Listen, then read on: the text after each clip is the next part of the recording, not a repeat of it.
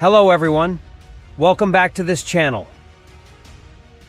On the 6th, the Russian armed forces carried out 39 group strikes with air and ground-based high-precision weapons, as well as drone kamikazes on Ukrainian energy industry facilities, military-industrial complex enterprises, air defense systems, armories, tanks, Ukrainian armed forces, and foreign mercenaries.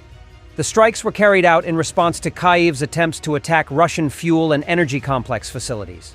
The target of the attack was achieved, and almost all NATO weapons equipment was destroyed by Russian forces.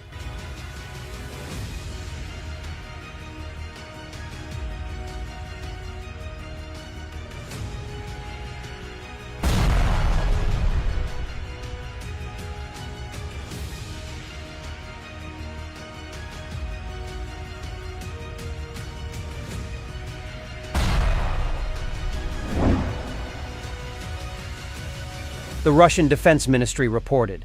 On the Avdiivsky front, the advance of Russian forces is visible in all directions, in more places and in fewer places. The main battle took place in the Avdiivsky direction, with Russian paratroopers successfully destroying one of the American M1A Abrams tanks that was conducting operations, and the destruction of a Ukrainian armed forces Bat-2 engineering vehicle by a Lancet drone. In other directions, battles took place with varying degrees of success.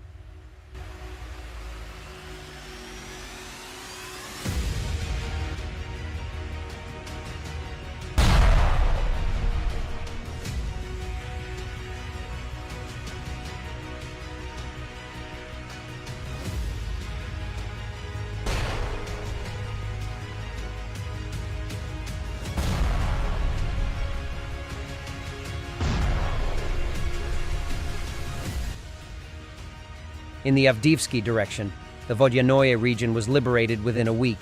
Advances are being made into the depths of the enemy defense, and more favorable positions are being occupied. Ukrainian troops counterattacked 39 times in the regions of Semenovka, Novgorodskoye, Berdichi, Tonenkoye, Umanskoye, and Pervomaiskoye. All counterattacks of Ukrainian troops were successfully thwarted by Russian troops.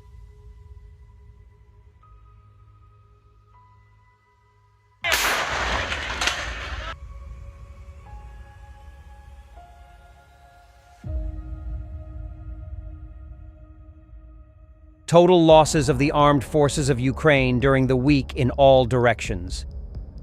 In terms of personnel, 3,555 killed and wounded for armored vehicles, 17 tanks, 30 armored vehicles, including armored personnel carriers and infantry fighting vehicles, 197 vehicles, for artillery, 135 field artillery guns, including self-propelled guns. 4 field ammunition depots were destroyed. 7 Ukrainian soldiers surrendered.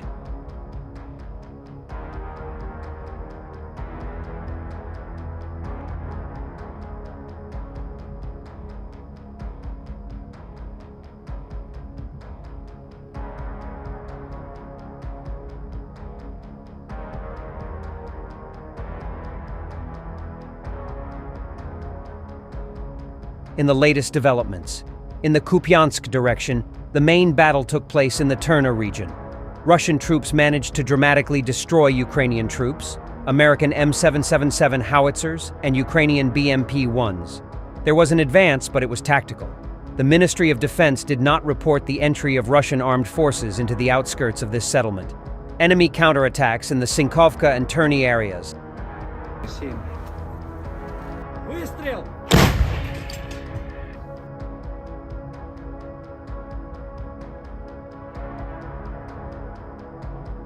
In other developments, in Donetsk, advances were made in several areas at once. Russian troops advanced in the areas of Belogorovka, Kurdyumovka, Novomykhailovka, Kleshchevka, Spornoe, Andreevka, and Chasov Yar.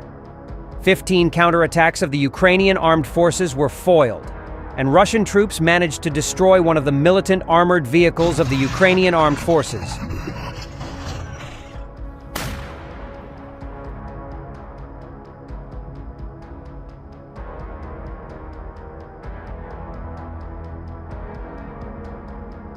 In the Yuzhno-Donetsk region, tactical positions along the front line in the Urozhainoye, Ugledar, and Malinovka regions have been improved over the past week. In the Kherson direction, there are practically no changes, the fighting on the Rabotino-Verbovoy line with very significant progress. Almost all the areas attacked by Russian troops in the past week have cost Ukrainian troops dearly.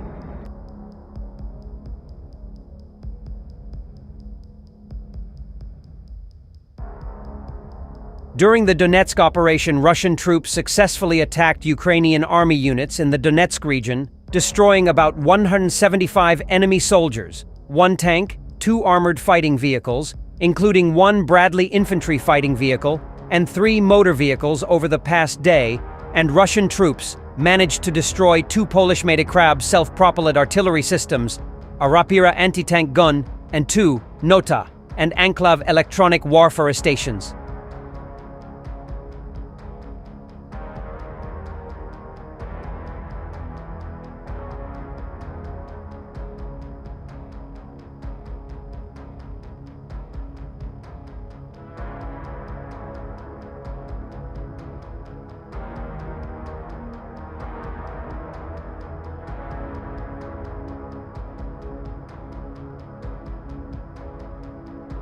Pentagon Chief Lloyd Austin believes that if Ukraine loses a full-scale war with Russia, Russia will be forced to fight against the entire North Atlantic Alliance.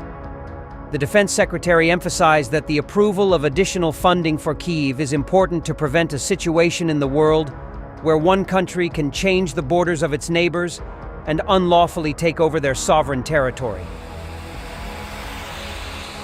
Austin's statement at the U.S. House Armed Services Committee hearing. Thank you for watching this video.